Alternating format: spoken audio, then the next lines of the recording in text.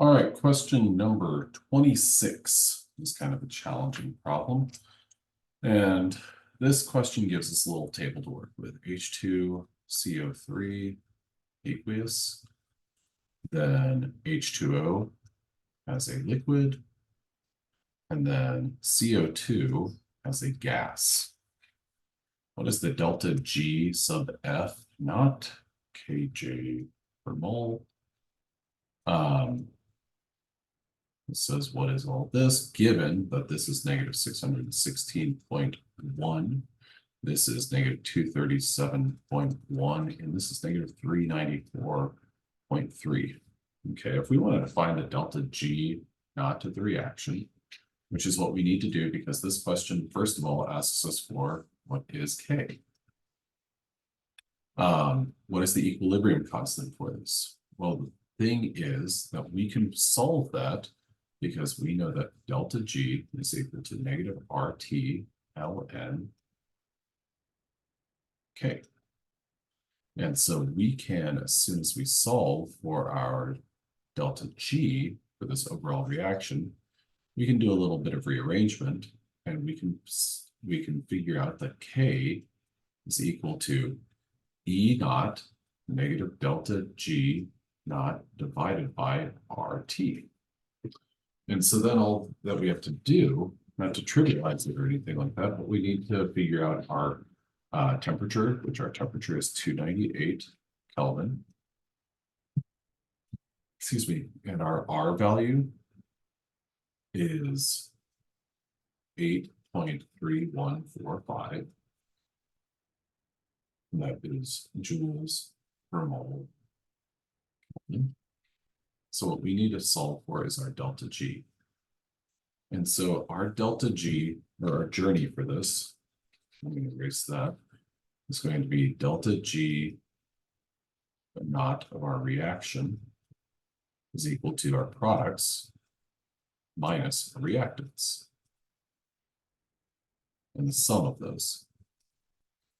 And so what we're going to end up with is negative 616.6.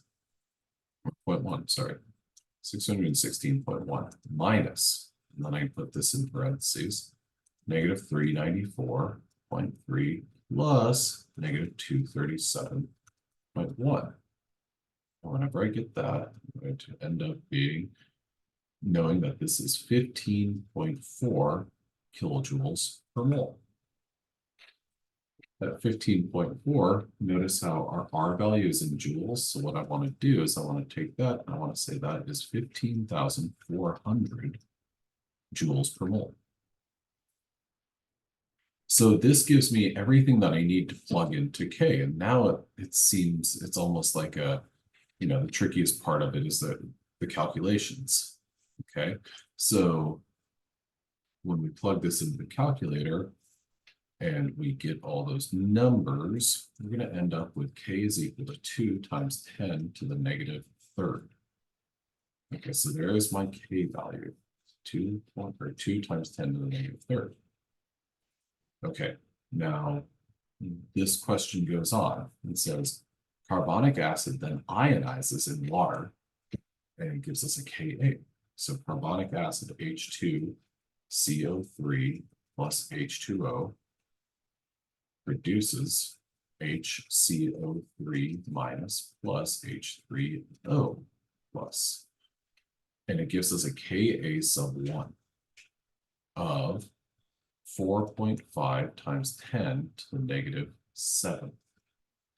Now, ignoring Ka2, estimate the K for the overall process by which CO2 and H2O form H plus and HCO3 minus. Okay, so what we need to do with this is we need to look at our overall reaction and say that we can take our Ka1 and this K that we just solved for, the 2 times 10 to the negative third, and we multiply them by one another. So this is, I'm going to erase this right here. And we're going to say that this is times 2 times 10 to the negative third, and that is going to give us 9 times 10 to the negative 10th. So then that's going to effectively give us our second part of our question. So what's the K for the overall process when we compare this delta G and subsequently this K value, as well as the provided K value where we're talking about the ionization of that H2. Now, with this 9 times 10 to the negative 10th, this value is going to be helpful for us for solving the last portion of the problem. The last portion of the problem is what pressure of CO2. So when we think about a pressure, PCO2 is in equilibrium with carbonated water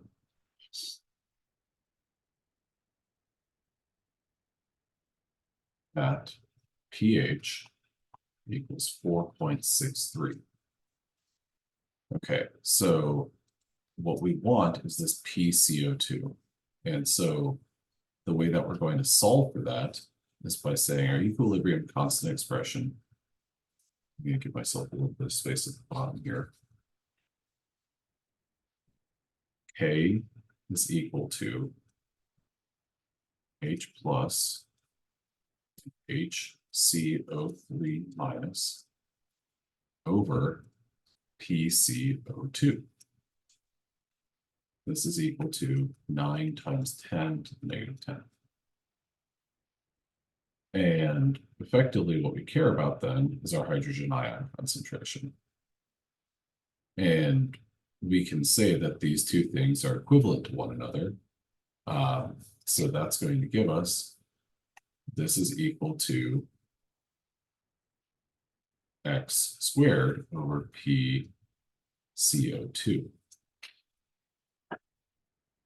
Now that X, we can substitute that out and say, well, 10 to the negative 4.63, because our question is asking our pH of 10 at 4.63.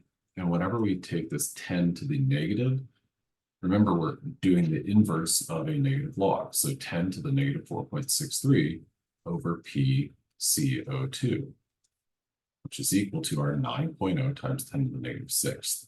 So when we do that math, we end up with PCO2 equals 0.6 atmospheres.